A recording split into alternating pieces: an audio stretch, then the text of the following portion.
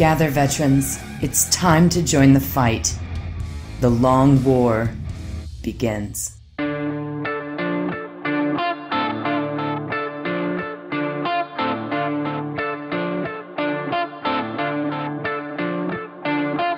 This is The Long War. I'm Robbie B, and joining me once again are my partners in crime, Kenny Boucher, Mike Haspil, and Jason Craze. What's up, guys? Yo, dog, great to be here. Hey, what's going on, everyone? Hey, what's happening, folks? Not too much. It is a good week to celebrate our gaming independence, so to speak. I like what you did there. See what I did there. Happy 4th of July. Yeah, happy holidays to everybody. Hope you had a good cookout and What do they call it? Happy Treason Day? Treason Day? What they say on the pond? Treason Day. Depends on which side of the pond. Yeah, Brexit 1776. The original Brexit. Too soon, bro. Too soon. Damn, dog, cold-blooded. What was that one meme I posted up? Horus fought for our independence from the Emperor. He did. That's what I've been saying, bro. Like, people just get it twisted. They don't know. They don't know the plight.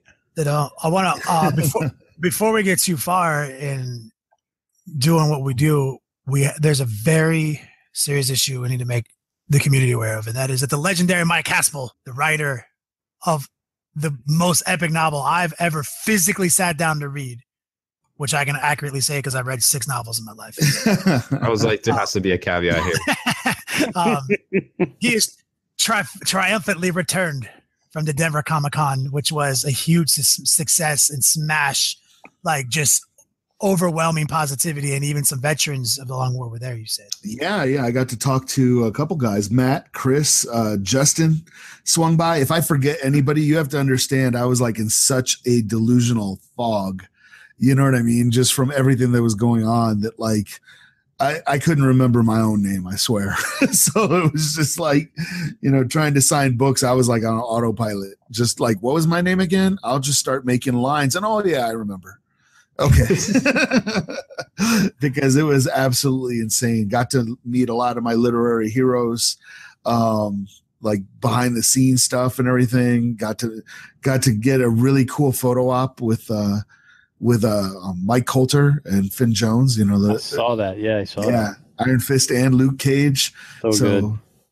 So I was like, and of course, like I couldn't even like call him Luke Cage when I walked in there. I was like, Power Man. And he was like, okay. I was like old school, and I was wearing an awesome like Heroes for Hire t-shirt. So they got under your Ghostbusters cosplay though. Yeah, under my Ghostbusters cosplay. So you took a lot of pictures with some fellow Ghostbusters and stuff. Got to wear the costume around. That was a good time. Overall, it was just a fantastic con, just from beginning to end. It was just really, really great. There was definitely a lot of epicness in their photos, and on your live stuff, you jumped on and did some live spurts there too. Which I wanted to do more, but the connection in the building was terrible.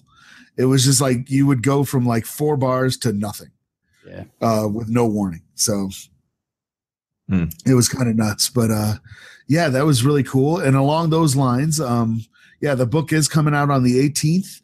I'm going to be doing a couple of promotional events, not this Sunday, but the Sunday after that, the 16th at 6 p.m. Mountain Time, which would be like 4 p.m. Eastern and 7 p.m. Pacific or specific time. Specific. Real time. We call that real time, actually. Yeah, I will be on Twitch doing an Ask Me Anything. I will be hobbying at the same time, but it's going to be an IRL stream, and you guys can come and just ask me anything about writing or how to break into writing or how the book went or what I think about, Star Trek 2009 or whatever you want. You guys want to hear some amazing, highly subjective and heated answers. Bring up Star Trek. You will get some hilarious. Yeah. Well, I have to dial down the heat, but yeah, I will tell you guys what I think. But we also possibly special guests during the IRL stream. We might have Discord combos with me or Rob or Juice. Oh heck yeah. We don't know yet. yeah, so it should be a good time. And then if you guys were waiting on pre-orders, I would not wait a whole lot longer.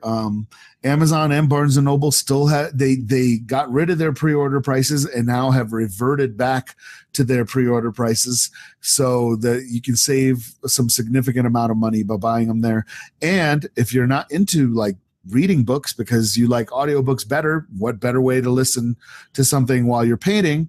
But the audiobook went live today as far as the pre-orders went. And if you are not a member of Audible, you can actually join Audible and my book qualifies. You can get it for free. You can just pick it up. Far out. So I'm literally, like I said, I'm going to show you guys ancient Chinese techniques this Friday. I'm going to show you how secretly easy it is to sign up for Audible. I'm going to show you guys the 3 simple tricks to redeeming your credits for graveyard shifts. Can I see the one simple we're going to trick? spend 5 hours watching Kenny paint in utter silence while he listens to Audible. We're all just going to listen to a freaking book, and you're going to learn how the masters paint. Like, we sit around and literally listen to books. Like, I will find myself at 2 a.m, thanks to Kenny reminding me about audiobooks. I will find myself at like 2 a.m, sitting here with dried paint on my brush, staring into the distance with the 3-mile gaze while listening to the Dark Tower series.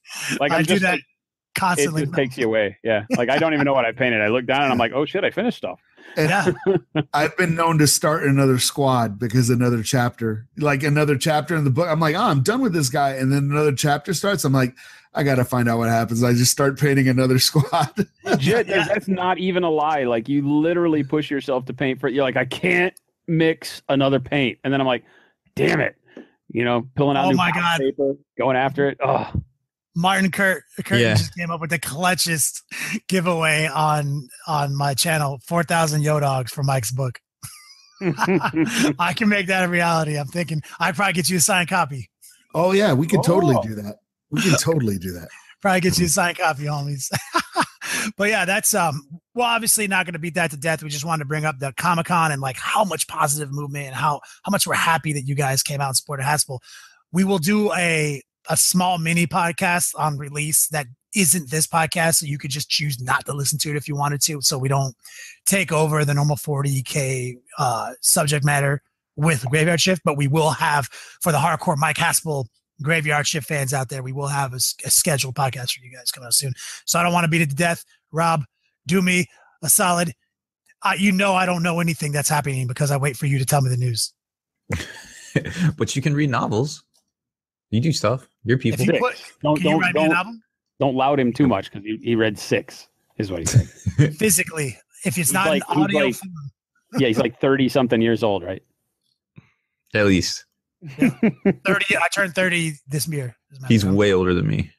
Are you serious? You like only 30? No, 30, no, he's like 34. Oh, okay. I was about to say, dude, I'm freaking old. Nah, that means when we met, will be gone soon, and these freaking young bucks, they won't know how to run the world. I would have been in high school when we met, bro.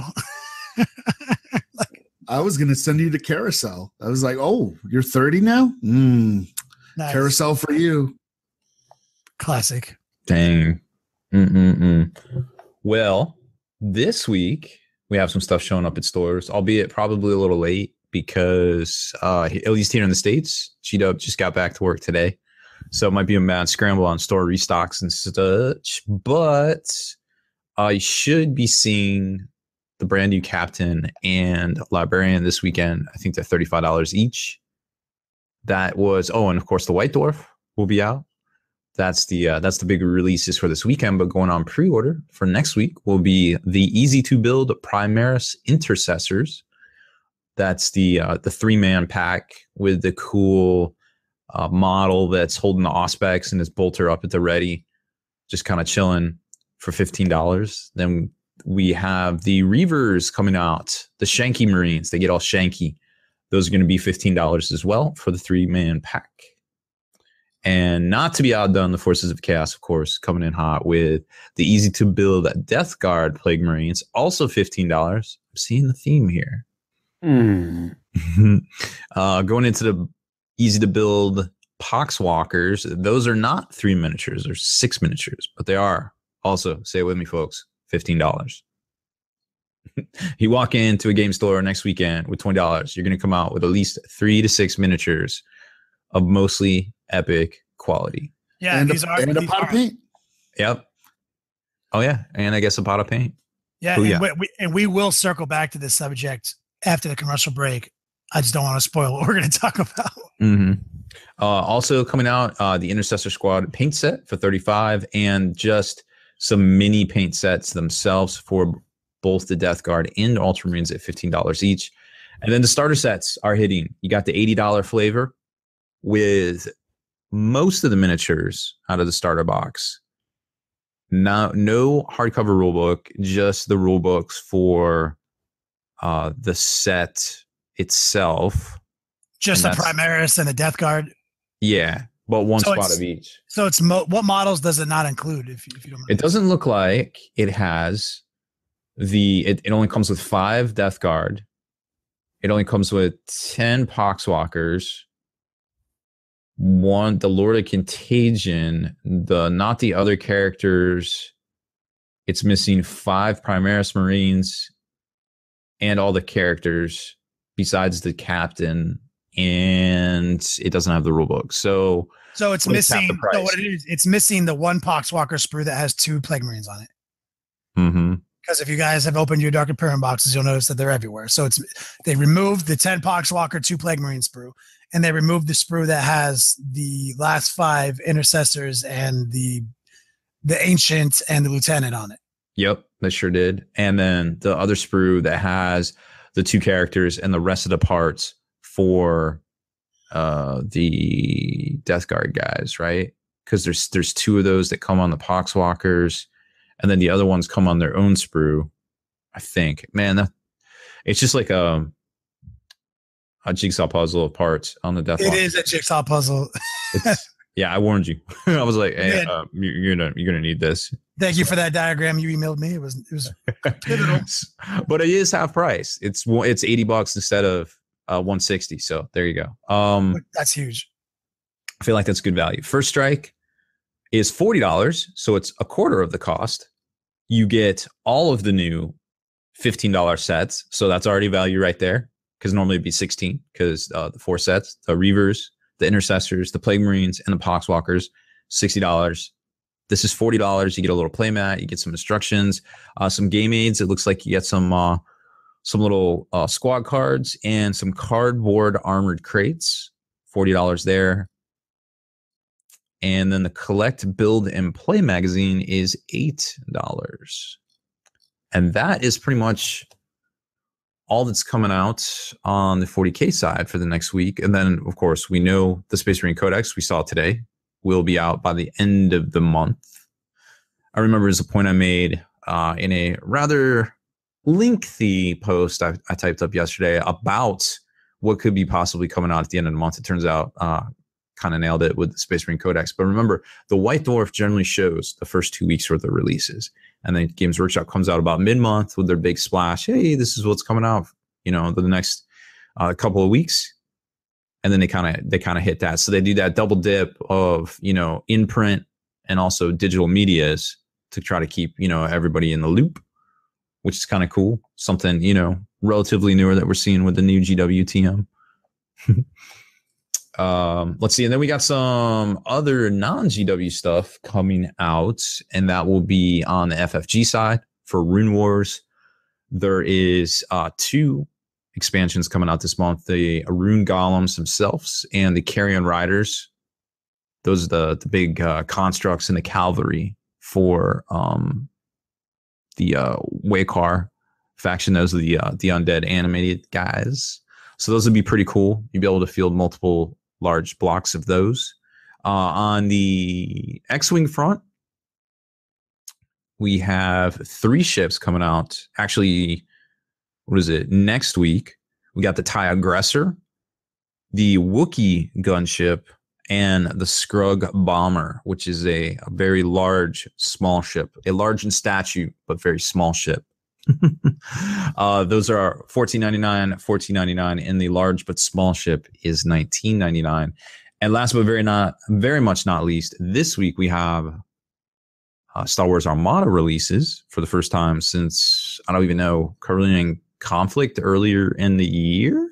I want to say it's been a hot minute for Armada, but we've got the 2-pack of Hammerhead Corvettes that you saw in Rogue One, which are really cool if you think about it. Hey, I'm just gonna go ram stuff. What is your purpose? Your purpose is to ram other ships. Those will be out $39.99 for the 2-pack, and the Imperial Light Carrier, which I think is, I want to say that's from Star Wars Rebels. I don't remember exactly, but I think that's what it was from. And that'll be out. I forget how much that carrier is. I want to say it's $29.99. So lots and lots of stuff from FFG, GW, and I think there's some Infinity releases too, Jason. Yeah, I mean, well, you know, Infinity has their monthly releases, but the thing that jumps out in July, August, I don't know if there's confirmation that it's going to be a July release or if it's an early August. They're a little weird on this one because it wasn't in part of the normal schedule, but if you've been paying attention to what Corvus Belli's been doing, they came out with their first manga. They don't have a lot of fiction like Games Workshop with the rich narrative that they've had going on for 40K for years and years and years.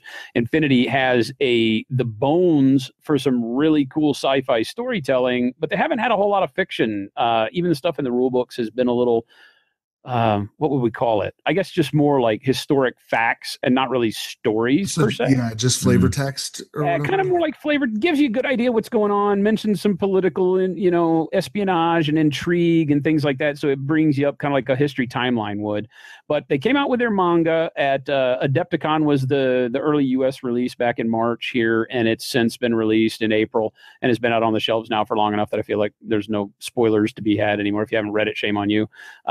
Really, really well done manga. It does read front to back like normal Western literature, so it's not the reversed standard manga that you might pick up in the stores, but it's still very good. The art kind of leaves me off a little bit because of the dynamicism of that kind of genre. It's all in black and white, and there's a lot of motion lines, and sometimes I'm flipping pages back and forth to figure out what the hell happened. But overall, really great story. It's nice to see them fleshing out some fiction in their little universe. And now they got the miniatures for the characters in the book, which I think is doubly awesome because Infinity is a game, if you know about it, a lot of the profiles for certain army list troopers aren't available all the time in miniature. They're still growing it. They've still got new stuff coming out. So a lot of times you have to proxy. They're very strict in their tournament scenarios that you can't proxy anything except Infinity miniatures. So if nothing else, this release is really cool because it's got 6 unique characters from the manga that all have a personality, but aren't really troop profiles. There's one that you could argue really is. He's a ninja and not a lot of, stuff that you could pretend he is other than that. But the rest of them are really cool because they give you some really cool proxies, everything from snipers to hackers and so on. But the best part is that they're just the personalities from the book. And the book was so well done that I think a lot of people will want to grab these up if for no other reason, just to paint them and have them to, show off and display and say they own them.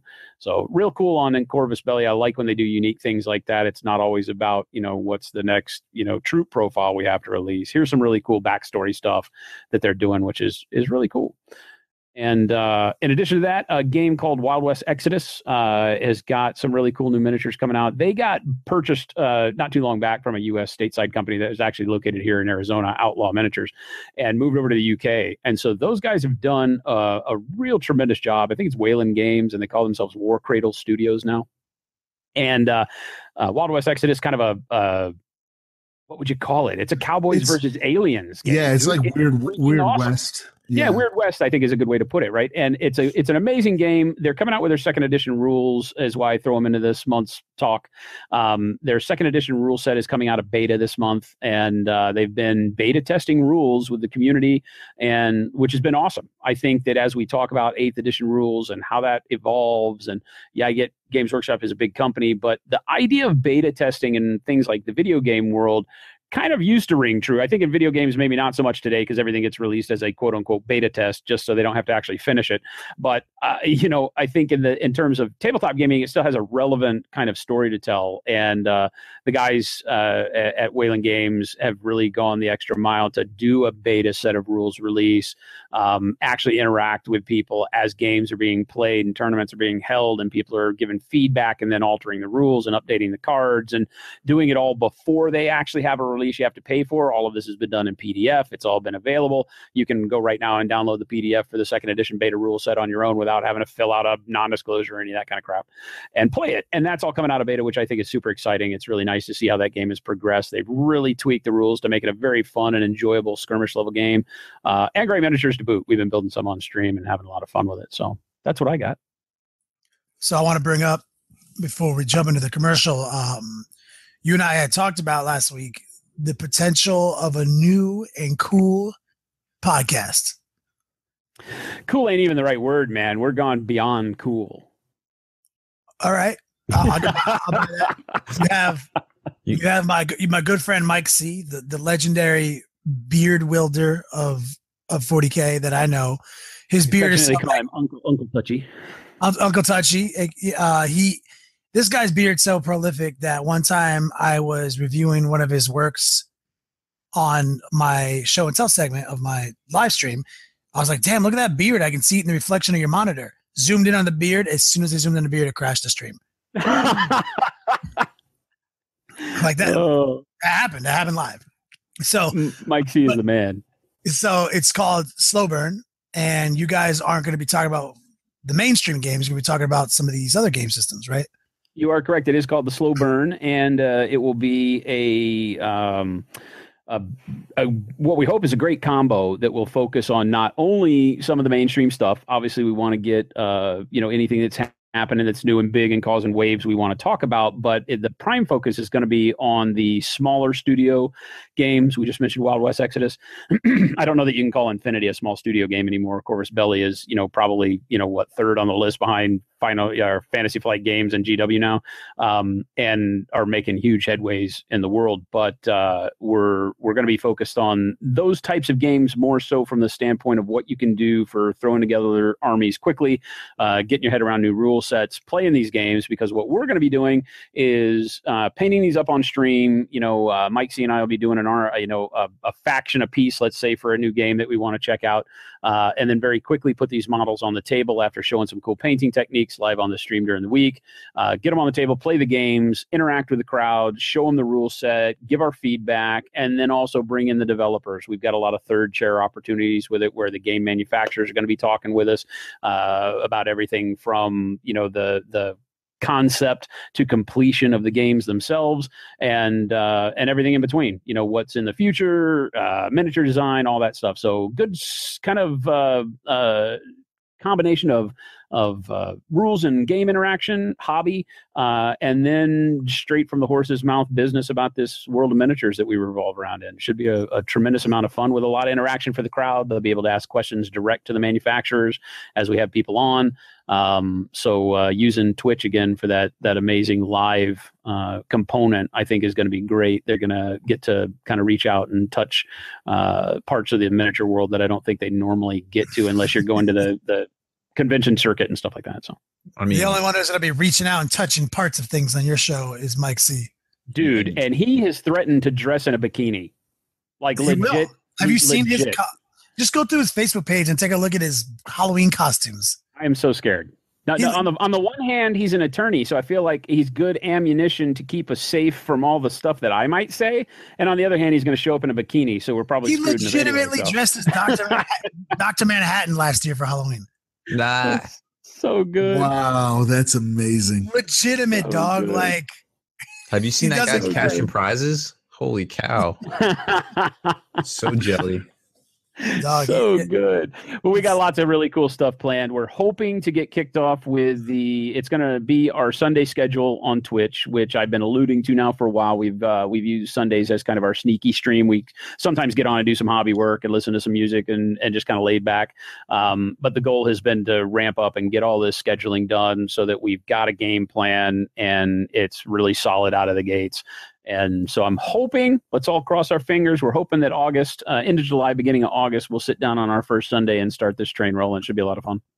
I'm stoked. We've talked about it for years and finally have a way to cross-pollinate between another podcast that combos off and utilizes basic teamwork skills. I'm super it's going to be awesome. Yeah. If you need a Law and Order SVU, is my specialty actually, but if you need a Law and Order expert, because I know you got Uncle Touchy, but realistically, he doesn't have nowhere near the experience Rob has. I mean, we're talking 60, 70 seasons under my belt. Yeah. And you just make the noise for us? Dun dun. Right, you're hired. I feel like Rob has an honorary law degree, and he's probably an honorary detective just from watching the show. Just walking around the city, I can identify parts of the city that I've seen in what episode and what season. Yeah. Through the detective skills that they bestowed upon you through osmosis. That's right. Yeah, I feel like that's pretty legit. No doubt. Anyway, guys, let's jump into a commercial break. Veterans, I've got news for you. Get your best deals online at dicehead.com. Long War Vets, call or email for your best vet deals. That's dicehead.com. Dear veterans, quickly, make your way to thelongwar.net and find out how to reap your hard-earned spoils of this long war. For our allies at secretweaponsminiatures.com have rewarded us all with an extra 10% discount on all Secret Weapon Miniatures merchandise. So stock up, dear veterans, and enjoy.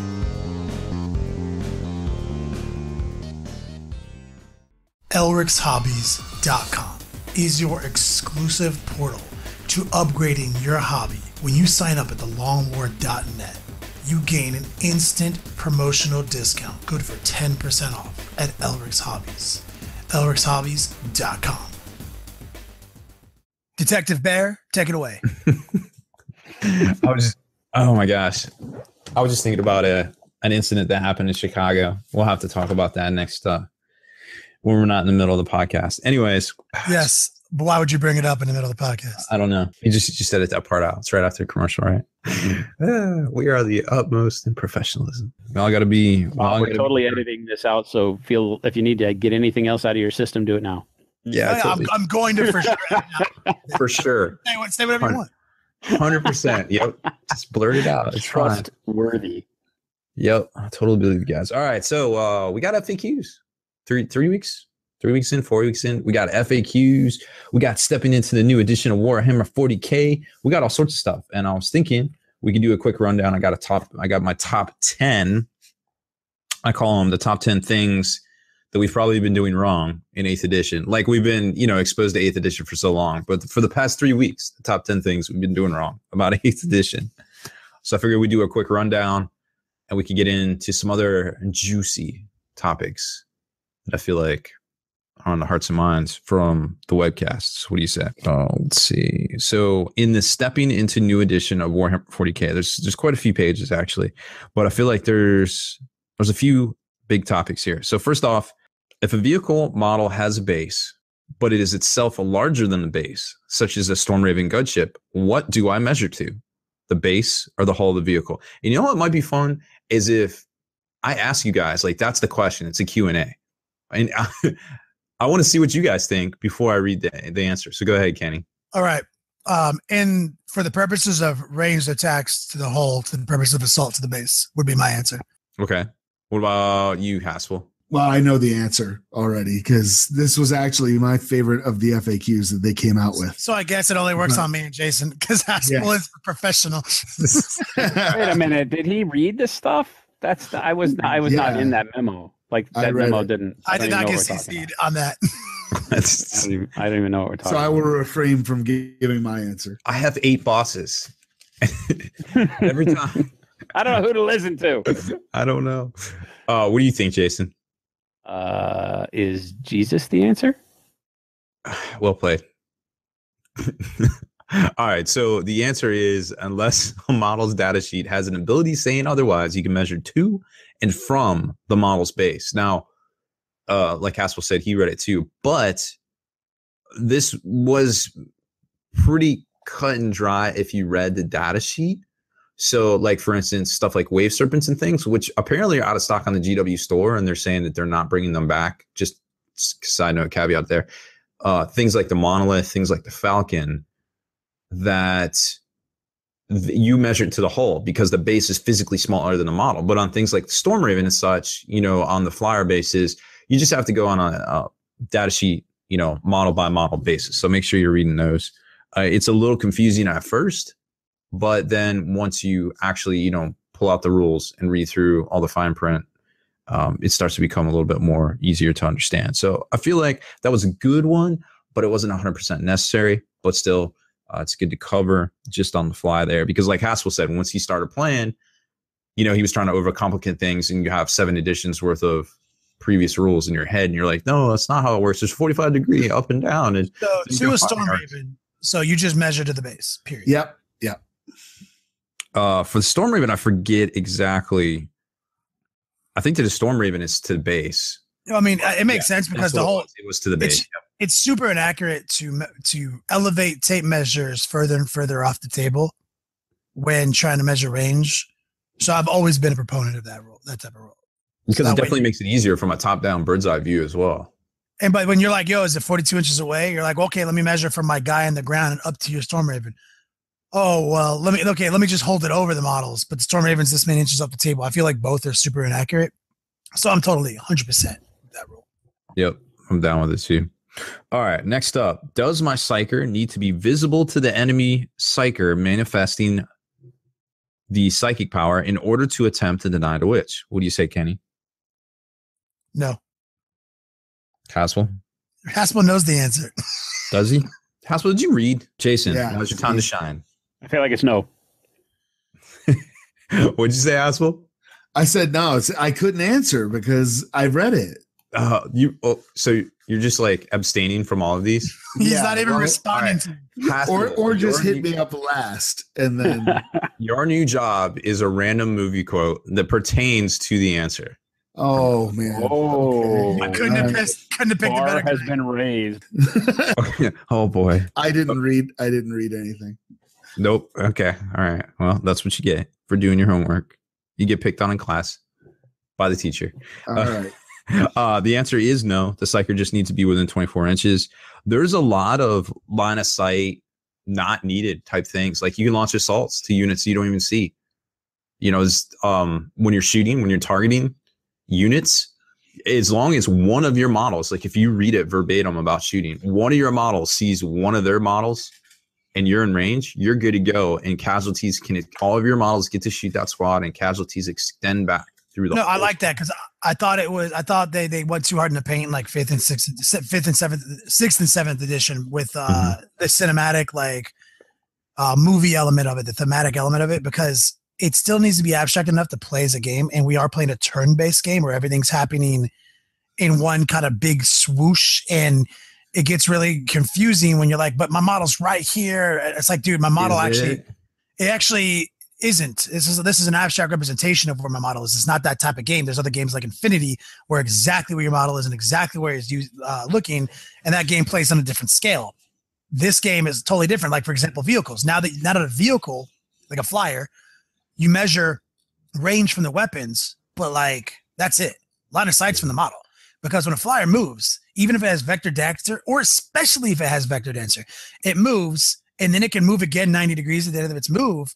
Mm-hmm. It might not even be looking at the target. That doesn't fucking matter, because this thing came in for a strafing run. It was shooting you the whole fucking time it was flying towards you. Yeah, the whole time as it was moving, it was actually shooting you, but there's no way to represent that in a turn-based game. And so it's skidded to a stop over here. I'm all about the abstract simplification, and I'm all in on that. Well, going into our next question, when shooting with models, do I measure ranges from the model's weapons or from its base or hull if it's a vehicle without a base? What do you say, Kenny? Do I measure if the vehicle has a base?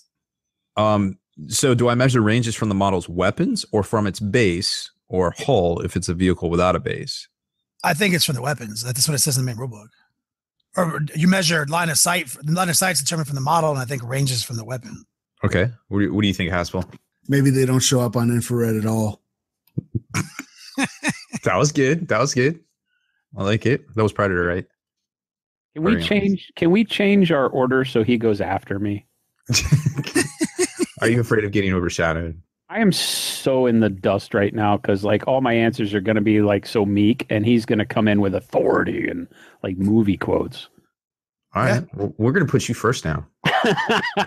Shine on, you crazy diamond. See, guys, if you just act emo, you'll get first place. That's right. Welcome to ribbon for losing. What do you think? Well, I happen to know that the rule book is written like Kenny said, but I haven't read the facts, so I don't know if they changed the interpretation. But I would say measured from the weapon. So this Q&A says distances are measured from the closest point of the model's base, or from the closest point of the vehicle's hull if it does not have a base, to the closest point of the target's base or hull, like something like a Bane blade, maybe. Wow.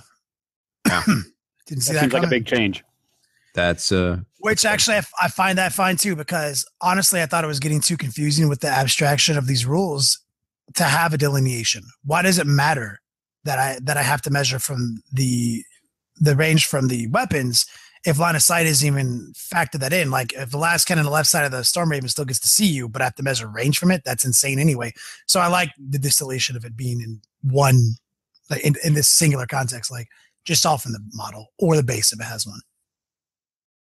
So this next one I actually accidentally spoiled already, but can you wound models in a target unit that are not visible to the firer or are beyond its maximum range? What do you think, Jason? He spoiled it. I know. I don't agree. I don't agree with you. That is not the case. This is not. No, I spoiled it earlier. They carry through. Yeah. But which is a great. It's a big change from the 7th edition. It is, and it kind of makes a little bit of sense if you think about it, because people were like, "Oh, well, your last cannon doesn't have 48-inch range," and I'm like, "Well, how do you know that was the last dude left when I fired?" You're like, it's the abstractism that's actually kind of major tactics. Like so, back in the day, when people could pull casualties from anywhere, they were trying to pull you out of assault range. So you would be like deterred from shooting if you needed to get the assaults off because you knew they were going to pull the closest models. Then in 7th edition, they just made that decision for you. You have to pull from the closest models. So you were making that decision every time, but you can never kill models out of your maximum range. That was kind of the balance. But I found that it was super in the way, because my models in my unit aren't exactly where they are. They're not standing exactly the way they're positioned. They're taking cover. They're hitting the deck. So I like the fact that I can now remove casualties in any place from any place I want. But I also like the fact that weapons are far-reaching. Yeah, I think I'm gonna chime in here, and I think that one of my biggest problems with all of this is that you keep saying things, Kenny, like my models are shucking and jiving and hitting cover and da da da da da da. No. If they're shucking and jiving and hitting cover, there need to be rules that state those kinds of things so that during your movement phase, you can say this unit is shucking and jiving, and it gives them a -1 to hit or something, right? Because that's what brings tactics into the game. If 80% of what the models are representatively doing on the table is unspoken and not in the rules, it creates all these problems, right? That is a fact. I mean, that has always been a consummate issue with 40K.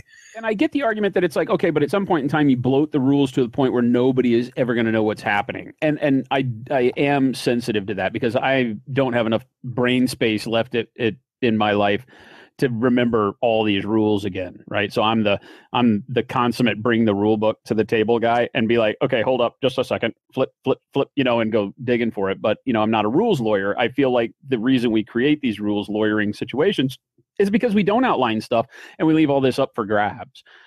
I like the whole like wounds carry through issue. If I've got a unit that tactically I left, 3 of my dudes out, my special weapons with the range, and my bolter dudes are behind the corner of the building in cover because they don't have the range to do anything that makes tactical sense, then you get to shoot at them. And not only do you kill the front 3, but you get to just keep wrapping through the other dudes at no minus to hit because you had dudes that didn't require a cover modifier at the beginning.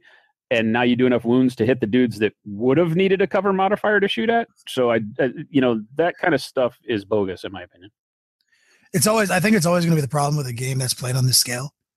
Like I think that a lot of these games that have more detailed rules. Like, and I think that I honestly think that 40K is too big. Like, I think that 40K and Age of Sigmar are too big. I think it's really difficult to play in a concise amount of time in any semi-competitive fashion. I cannot even disagree with you more. Like 100 models on the table, I think is just too many models. Yeah, and very few armies can field that. I was going to say, how many? I don't think they played at that scale, though. I mean, I don't know. All right. Yeah. Well, let's move on to the next question. Orcs, chaos, like 3 right there. So, would you play it if it was a skirmish game? I don't think you would. What I mean, that's a good point. I mean, I mean, from a marketing standpoint, what's the drive to make so many badass models so often? If I can see that. And the other thing, I mean, with the whole wrapping around the carrying through thing, don't I get to pick because I'm the owning player who dies? You do, and they used to say, and I don't know if it's still in there. They used to say that, like, if you kill the guy with the melta gun, the next guy's just gonna fucking pick it up. Yeah. That was a problem. So I get to choose who dies. It's not just the front 3 guys anymore. It's just I can pick the back 3 guys if I want to, the busters with bolters, and leave my special weapons right up front.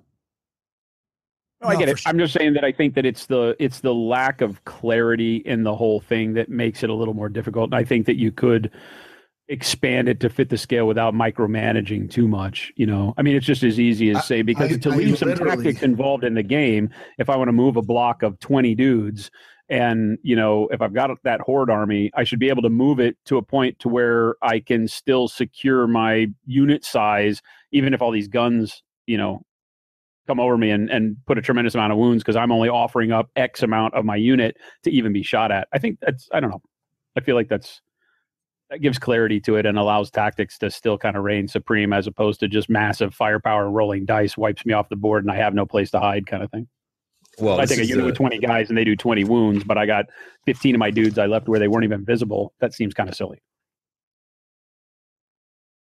Yeah, I mean, there's going to be some compromise, to realism versus abstractism. At the end of the day, we're playing with a bunch of models on a table that can go on pew, pew, pew, pew, or, crashing our vehicles together like Hot Wheels cars.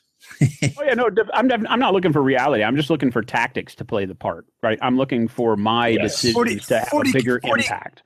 40K has been widely, for as long as I've been playing it, about my army list and very little about what I do on the table. Like, since it's almost as long as I've been playing, so like I haven't been exposed to that type of tabletop gaming. Like, I think all of our me and trying to think back, and I think you're right. I think that's why I focus more on fantasy back in the 3rd edition days because it was harder to play for sure, and it had lots of FAQs we needed to add. We spend tactics made the difference. Yeah, we spend our time in the Beats Lab doing strategies. Like we play games in our mind, and we build contingency plans into our army list. Like 99% of our time in a year is definitely Beats Lab time. Yep, 100%. Speaking of Beats Lab time, so next question, and you're first out the gate, Jason. Is there a limit on the number of enemy units I can choose as the target of the charge of a charge? I want to say no. All right, Kenny. If it's a valid charge, you can charge as many units or. Yeah, I mean, I'm declaring. I want to say, based on the current rules as written, there's technically the only limit would be. I mean, there wouldn't be a limit. Well, there is a limit, technically, because how many units I can split my attack my charge up against? Well, no, because you can only charge something that's 12 inches away. Well, I mean that's the only limit. Yeah, like but you say there are limits how many like targets. It's okay. Is there a limit on the number of enemy units besides the 12-inch? I suppose that I can engage or that you can declare as targets of a charge. I don't think there is. Haspil, what do you think? I said consummate V's. Consummate. Troubadour. The answer is no, so long as all the targets of a charge are within 12, like I said, and you declare as many targets, you can declare as many targets as you like. And the reason being is that you depending on what you roll, now you have options like, oh, I could go here, oh, I could go here. But the problem is that you trigger Overwatch. So you can even do it with a single model unit, but you might not want to because you trigger a lot of Overwatch. And then remember, just the first one, and we talked about this, 2 podcasts ago. Though it's only the first dude runs in and has to be less than an inch away, and then you're free to roam. If you fucked up and you had all your dudes within, if I have a guy, let's say I have a Malafine on one of those big ass bases, and it's 5 inches wide, and you're saying I could take a single model in the gate and say I'm going to charge that unit, that unit, that unit, that unit, because it does say that all you have to do is you don't have to you have so much more freedom in the assault phase right now. So you're saying that if I have this other unit that I'm also going to assault, and I say I'm going to start off with this Malafine, I'm going to shoot all those units. If I make it through, I can actually engage like 3 or 4 units with my single model. Well, it says the only thing, the one model has to be within 1 inch of one of the things you charged.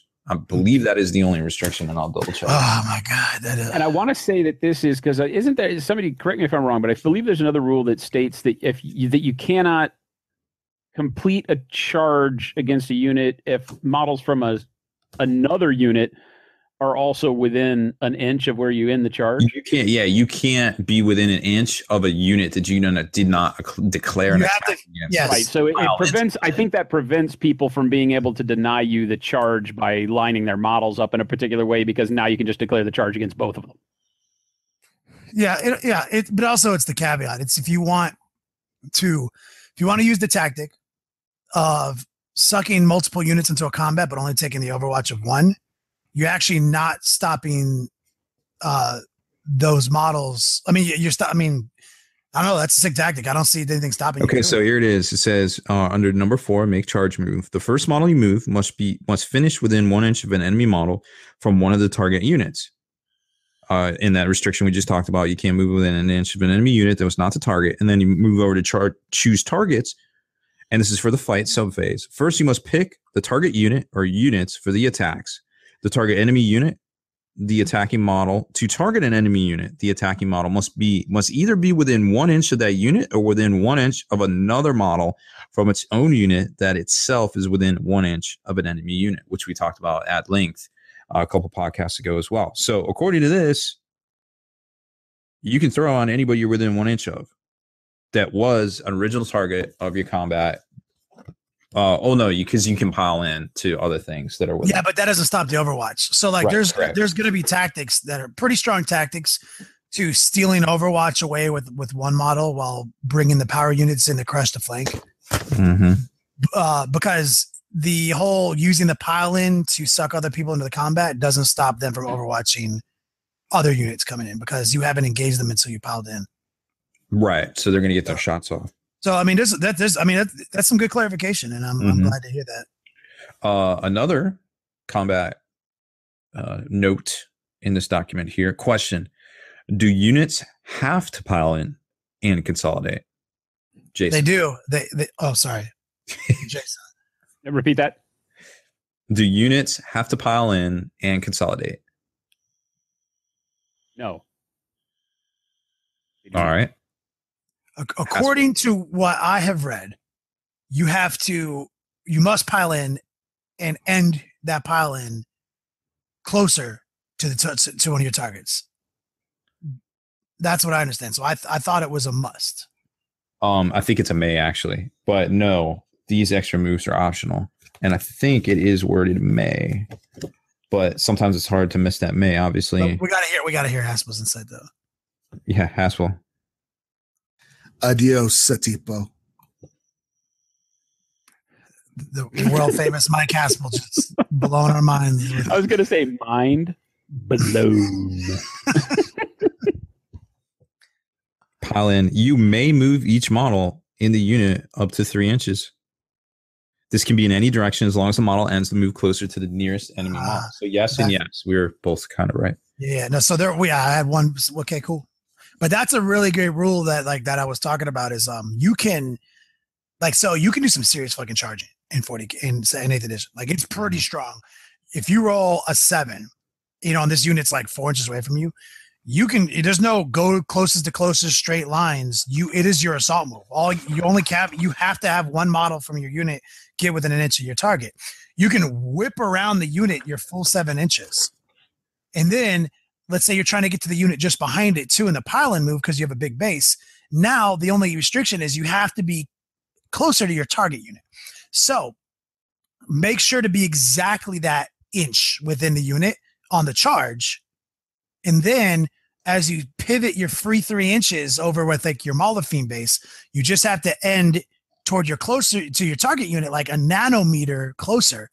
And as long as you're within an inch of the other unit, you've now sucked a unit that might have been 6 inches behind your target unit into the combat. And now they have to disengage if they want to keep shooting. And they can't shoot the next turn unless they have fly. So like there's going to be some seriously cool assault tactics. Oh yeah, there's going to be a lot more stuff coming. I thought assault was getting a little weird. All these like closest to closest, this and this is, and it's like you could do everything I just said sort of in 7th edition, but you had to like really dive into it, discuss it on forums, really, get so hard into the PhD thesis on it, and now they're just like, literally 2d6 inches. That's your move. Get within an inch. Your pile-in move. Anything you want to fucking do, as long as you're a little bit closer to your target. I'm like, word, got it. That's like only 3 things that I have to remember. Hashtag don't suck.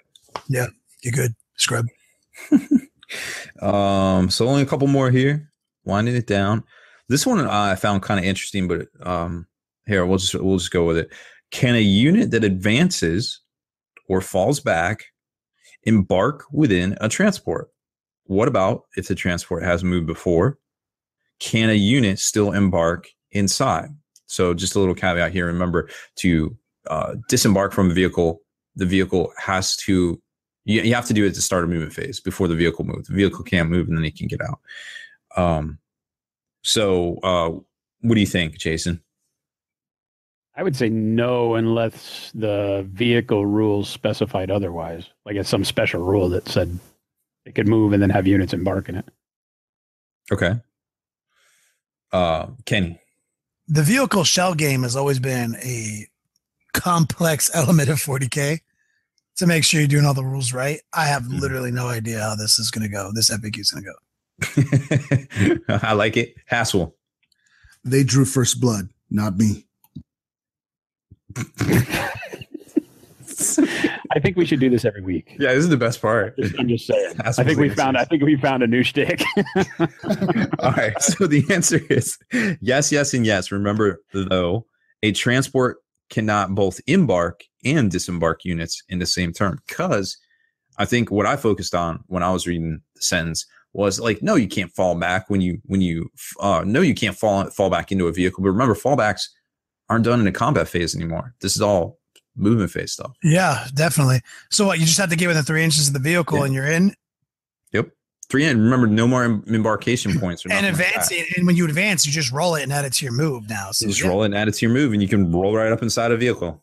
So is this just like the charge? If one dude can get within 3 inches, the whole squad sucks in? No, they all have to get within, not wholly within, but within. Okay. So they all have to break the barrier. Yeah. So, okay. Gotcha. Break the plane, get in the end zone. Yeah. No, that's cool. Because vehicle shell games are pretty sweet. And I'm glad they kept the rule of embark in the same turn. You can't do that still, but it's pretty, the vehicle shell game is clutch, and don't sleep on it. Like I've won games because of that. Mm-hmm. There's another vehicle thing. I don't know if I put it on my list, but I'll definitely touch on it here in a minute. How do objective markers work for purposes of vertical distance in 8th edition? Jason. How do... Like when you're going to score an objective marker, usually you got to be 3 inches away. What does that mean for vertically? See, and I don't remember how vertical movement works in the game. If you can go up a story, does it have a? I don't know, because I can't remember is there a standard vertical height that you move up a floor? If there's not, then I would say it counts as being at level 0. Oh, see, in the day there was no previous. This has always been a thing that needed to get talked about.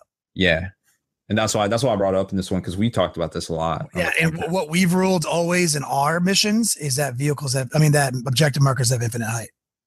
Yeah, so they're always at level 0 all the way up and down, right? Yeah, it's like a cone. Yeah, that makes sense. Like a horizontal cone, and that is yeah.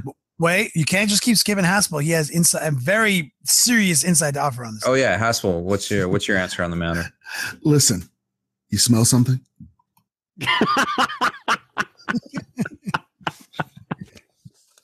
Best ever. What was my follow-up to that? I don't even remember now.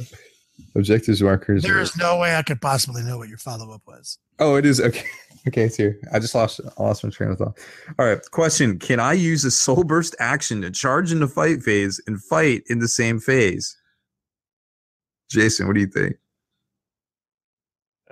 Jason has no idea what you're talking about. I was like, does Jason even know what you know? Was that English? I'm going to go with no because you were laughing, but you might have been laughing at me. But I'm just going to say no. Keep the dream alive. The reason he's laughing is because this was such an issue in the last week of 7th edition before all the rules changed over, this Ynnari Soulburst bullshit. And only reason I know the answer to this is because I couldn't turn Facebook on without fucking seeing this brought up. People arguing about it. No, about this FAQ, because it was so pivotal that they nerfed it, or balanced it, as it were, and they yeah. So you're right. You can't shenanigans it anymore, right? No. You need to use the soul burst action to charge in the fight phase. Cannot then fight in that phase, because otherwise you're getting a free round. People were going infinite. I watched a battle report on the Twinners on the Basement Collective, where dude fucking Land Raider in his last hull point shoots, finishes off the last Eldar jet bike to get him off of the objective. He's like, yes. Oh, that triggered a soul burst. And then this dude who'd already soul bursted once to like move for free up to this new position was exactly 8 inches away, triggered another soul burst, and he threw a haywire grenade, finishing the last hull point in the Land Raider, so he didn't get the objective. I was like, are you fucking kidding me right now? I can't even handle this. This is too much. Soul burst really made. I mean, I saw Juice playtesting this at Hit Point, and it was like, I was like, dude, what turn are you guys on? He's like, fucking battle cannon shot blew up a drop pod that exploded, killed the one warlock and right here positioned there. That was, of course, positioned 7 inches away from the Wraith Knight by design, thus triggering a soul burst and moved 12 inches for free out of range of the grab gun attack. He's like, really? You fucking serious right now? It's just silliness. What's Haspil's answer? I am speaking to the individual who has stolen the property of the USSR. Can you hear me, Major Gant? People might be. I may have gotten that one wrong. It's close enough. I couldn't think of anything. another classic, another 80s classic right there. All right. This is the point I was going to bring up, and I'm glad I marked it. Do models that are embarked within transport count as being in range of an objective marker if their transport is within range of it? I guess for the purpose of like big guns may never tire and stuff like that. So like you'd be a heavy support choice inside of a Rhino. Mm-hmm. Yeah, that could be a thing. I don't know. I'd say not. I'd say based on what the rulebook has told us, they say that you are not on the battlefield when you're in a. They basically are driving that point that you're not on the battlefield when you're in a transport. They have made a couple of suggestions about that with the psychic powers and the auras and such. What do you think, Jason? I don't know. I'm gonna go with yes. He's like, F you guys in your soul burst. I don't even care anymore. That. Yes. Haspil, what do you think? And take back one Kadam to honor the Hebrew god whose ark this is. Nice. I'm really reaching now. You guys are killing me. I have learned not to read the FAQs. We've put them in a downward spiral. The answer is no. Models do not count. So remember, a lot of these things are, you got to have the most number of models within 3 inches of the center point of the objective. A vehicle would now just count. I totally forgot about that. Yeah, of course. No, you'd be like, oh, I've got 10 guys. Nope, you got one. Well, that's good. That's a good rule because that's a fucking good rule. you got to have some risk to get the reward, and I agree with that 100%. I didn't give GW any credit for making that rule right. It's the new GW TM. That's like the old. This all came up with the Doom and Malank guy back in the day. Remember that crap? Yeah. Oh yeah. Oh my god! And they were like melted off from that. Oh god, we're never gonna recover. We lost some players that summer. GW has to forever like straight hardline FAQ that subject for the rest of the time now. Yeah, dude, there was like literal movie spoofs being made about it on YouTube. Like that's how bad it was. All right, next up. If I charge a transport that has the open topped ability, can units that are embarked inside also fire Overwatch at the charging unit? What do you think? No. Okay. Well, like I said, even though I know in the past editions that's been like, yes, you can. But that's because vehicles couldn't fire Overwatch. I think that was the balance, right? That your open topped was +1 to the damage. You could assault out of it, but vehicles couldn't Overwatch. The guys could. But I'm gonna have to default to the main rulebook that says you don't fucking count as being on the table. So no, you don't get this. You don't get the Overwatch. And Haspil, what do you think?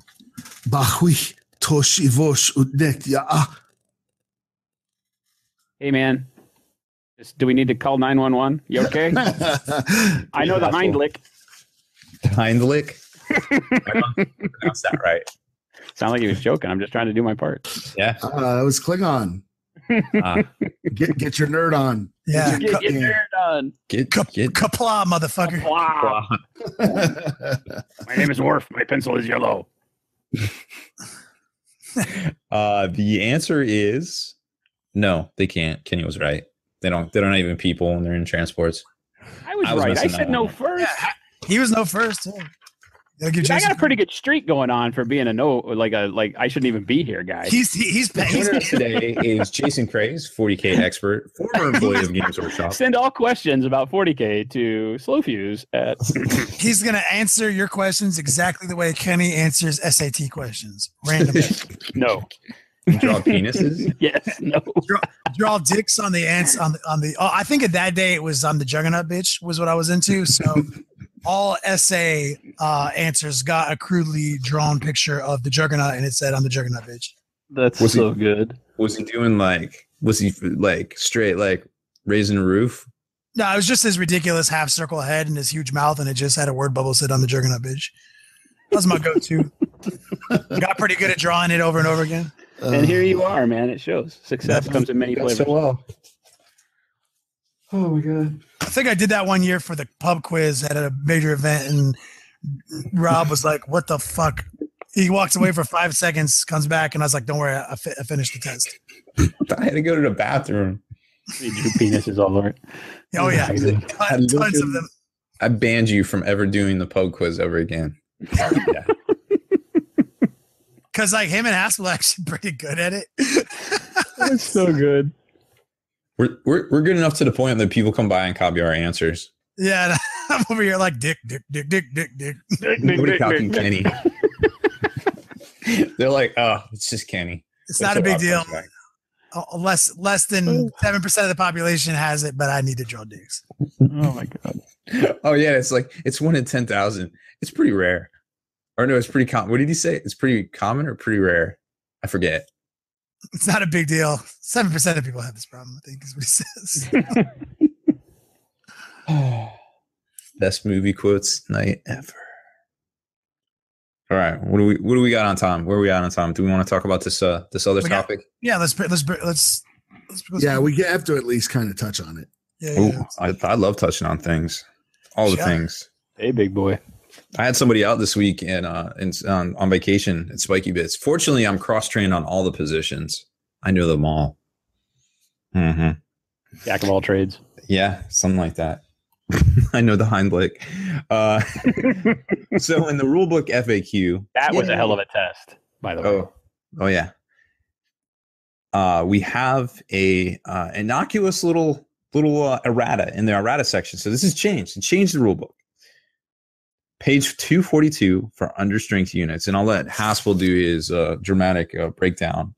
Comparing. So there's basically 2 paragraphs in the main rule book under understrength units.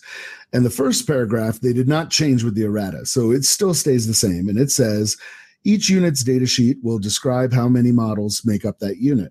Sometimes you may find that you do not have enough models to field a minimum size unit. If this is the case, you can still include 1 unit of that type in your army with as many models as you have available.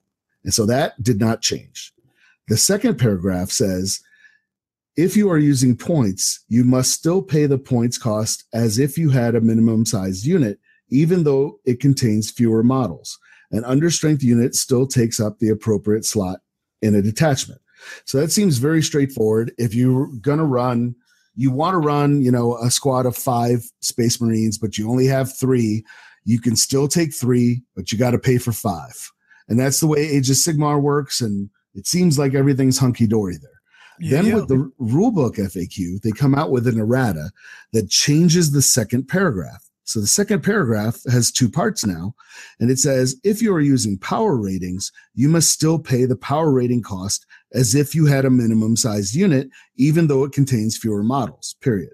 So that just makes sense. That brings it in line with what was already in the rulebook. They're just explaining that, hey, it works with power ratings as well as points.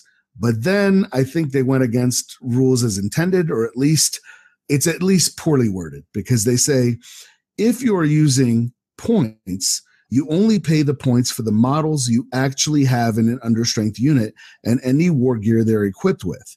And an understrength unit still takes up the appropriate slot in a detachment. So what a lot of beardy whack players are looking at is that part in the first paragraph that says, if this is the case, you can still include 1 unit of that type in your army. So read a certain way, that could mean that, say, if I was playing Imperial, I would just take 1 Sister of Battle, 1 Grey Knight Terminator, 1 Grey Knight Paladin, 1 Guardsman, 1 Legion of the Damned guy, or whatever, and spread it out. And that lets me take the brigade detachment that gives me 9 additional command points. Now, the other way you can read it, which is the way I kind of favor, is that 1 unit of that type means 1 understrength unit, not 1 unit of, say, sisters, 1 unit of whatever. But right now that's up in the air, and I think it's poorly worded and easily exploitable. Yeah. Because I think you have a lot of substance to your argument, because we use keywords and faction keywords left and right. That's the language that's predominantly populating the new rulebook, right? And as Haspil called it, the man rulebook, I think is what he said earlier. The man rulebook. He was trying to say the man rulebook, but I heard man. Still counts. So it seems like it would say something like keyword in there instead of unit of this type. So I definitely think that there's a lot of truth to that statement. But even if it goes the other way, a lot of people online, and this is why we bring it up, because we got to talk on the controversy, is people are already posting their brigade spam lists and how you can do this and that. And, obviously if you read it the other way, it means that I'm limited to, I can take this understrength unit, but that's the only one I could take, right? If I took a single Terminator, that's it. If I took a single Spaceman, that's it. So people are definitely populating their list with all this spam that some of the top level competitors are going to find ways to exploit, of course. But we still have a counterpoint to that. So in addition to Mike Haspil's counter of I think you're reading it wrong, and I think this is the wording, because paragraph 2, it didn't replace paragraph 1. Paragraph 1 says some very specific stuff, including the language that can be misinterpreted, but it also says if you don't have these models available, then you can do this. So if you're posting a list that abuses this, and to abuse it, you're actually breaking the rule. The fundamental rule here is your models. If you have 10 Space Marines, but you only put 1 in your underpowered unit, you're actually cheating. That rule is 100% intended to be as what Haspil just said, not well, I can just make this spam list. It's like, dog, please, you have 5 Space Marines. Why do I only see 1? Yeah. Like, you're literally your rules is intended and rules is written cheating me right now.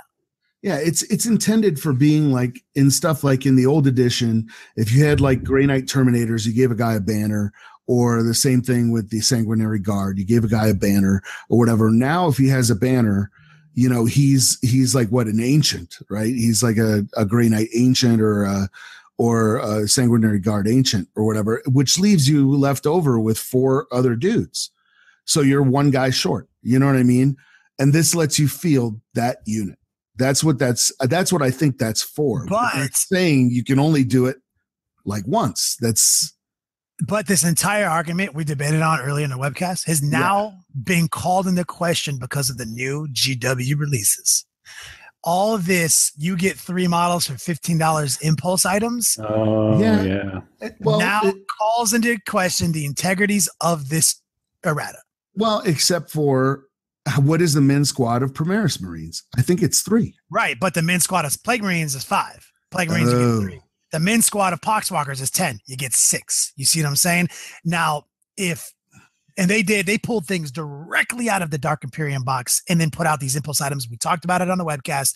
Rob is an expert retailer for many years. He's always said that if we can get some $15 fucking items here, then we would move so much more fucking GW, because there's nothing in your lineup that's a model that somebody with a 20 spot can actually go home with without having to pull out their credit card. It's very tough to have those impulse buys. And so they're tapping into a new market. They're putting 3 Plague Marines in a box, and then simultaneously an errata came out that strongly favors that. Now, that's still fine. I still want the guy who went to the fucking store and got 3 Plague Marines to play his goddamn 3 Plague Marines. So that doesn't undo the fucking rules' intended abuse. Like, if you went and you bought your new star collecting, 3 Space Marines and a pot of paint, or 3 Plague Marines and 6 Poxwalkers, I want you to fucking play with them.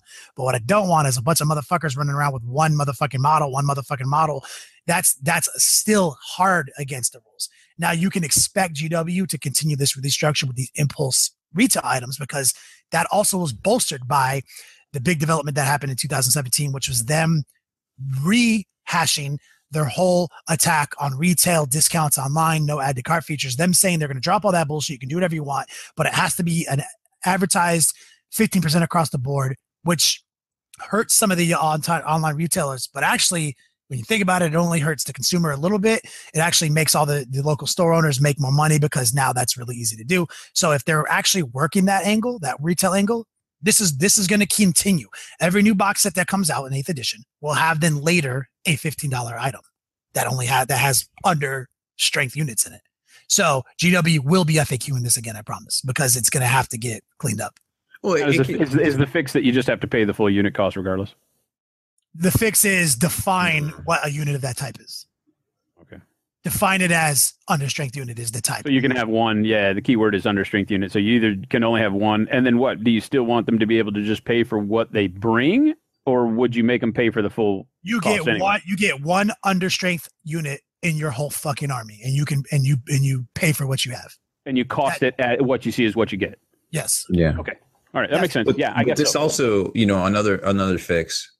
Kind of along the same lines, but maybe a little bit different, with some of the issues we saw people already saying, spam and stuff is bad. These people taking these little reward detachments and things. There's an easy fix to that, which could also correlate to an easy fix to this, assuming they don't want to do a keyword. And that's, hey, for an event, you just say which detachments you can run. If you want to bring that hobby back and be like the old school 3rd edition days, we had to have, quote, 40% troops. You can do stuff like, hey, this tournament is battalion. And that rule that you're suggesting doesn't fuck with the core of the rules. It doesn't create these crazy power vacuums. You just say, hey, guys, this is a battalion or patrol detachment plus one other or whatever from this list. You guys come up with it. But that way you're not effing with any metas. You're not leaving things out. Yeah, you want to take that knight. You think that knight's baller? Get it in here. Take that one formation that's -1 to your command points. Fine, it's in. You're good. Whatever, adapt it to your particular area and your particular meta. Gauge the temperature of your peeps and kind of go with it. But what I'm saying is, let's try to all find these fixes that are as far-reaching, but as less destructive and disruptive to the game overall. And let's try to keep it from becoming that 6th and 7th edition already, because we're seeing there's so many rules coming out. There's so many FAQs. There's so much stuff incoming and already here 3 weeks in. We gotta, be respectable about this and start coming up with some solid plans instead of, all right, let's take a vote on it, or let's do this over here, or let's do this over here. And then poof, the dream lasted a week. We had the game for a week and that was it. You know what I mean? It is sad that we're having to, because they're talking about how folks are already having to change the rules, and it hasn't even been out for 3 weeks yet. Yeah, exactly. I love that GW was responsive and put out the FAQs and everything like that. But I feel like they need to put their people are going to abuse this hats on when they put out stuff, because they can't be thinking. I know the majority of people just play, in a friendly club, pick up games and in their basements and such. But they got to know that people are, if you leave that opening, people are going to abuse it. Which, if you're looking for a more in-depth breakdown of our total subjective opinions on the subject and how they reach out to the community, definitely check out the webcast, which will be on longword.net tomorrow, I think. Ish. Yeah. Ish. So that way we don't have to do a direct carbon copy, but ish. We touch on all these things. Super hot, super gangster. If you guys didn't know, we do a live webcast 20 minutes before, or an hour and 20 minutes before the podcast. 8 p.m. Eastern ish. So committal. You're so committal. Do we do dinner Saturday, Rob? We're semi-pro. If somebody's like, "Oh, you're a professional, whatever," and I'm like, "No." No. Don't you put that evil on me, Ricky Bobby. Mostly professional. Nice. Well, I think we nailed it. Yep. Haspil, do you got anything left in that bag of tricks? Sure. Do you realize how much trouble you've caused me, Charlie? Spying on me, almost disturbing my sleep this afternoon, telling policemen about me? You deserve to die, boy. Of course, I can give you something I don't have. It's a choice. Forget about me, Charlie. Forget about me, and I'll forget about you.